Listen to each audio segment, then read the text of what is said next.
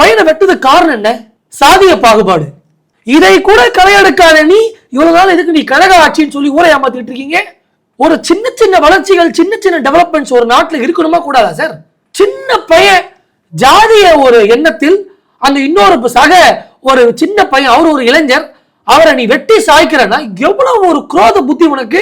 அவங்க பெற்றோர்கிட்ட போய் நடவடிக்கை எடுக்க சொன்ன அரசுகிட்ட அவங்க பெற்றோர்கள் கேட்கக்கூடியது நடவடிக்கை. எங்க போனாலும் நிதி கொடுக்கிறது. உனக்கு 6 லட்சம், உனக்கு 10 லட்சம். நாட்டில் நடக்கக்கூடிய அவலங்களுக்கு நடவடிக்கை எடு. நீ ஊரெல்லாம் போய் நிதி கொடுத்துட்டு இருப்பியா? அந்த பெற்றோர்கள் கேட்பது நீதி. எனக்கு தேவையில்லையா உன் நிதின்றாங்க.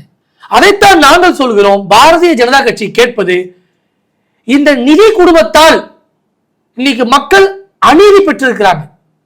நிதி குடும்பம் என்ன? உதயநிதி, கலாநிதி, தயாநிதி, இந்த நிதி குடும்பத்தால் தமிழக மக்கள் அநீதியை பெற்றுக் கொண்டிருக்கிறார்கள்.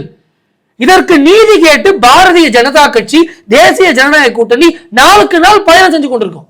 நாங்கள் மக்களுக்காக பயணம் செய்யறோம். இவன் மக்களை பணையம் வைத்த இவனும் இன்னைக்கு வீடு வீடா வந்து பயணம் செய்யறான்.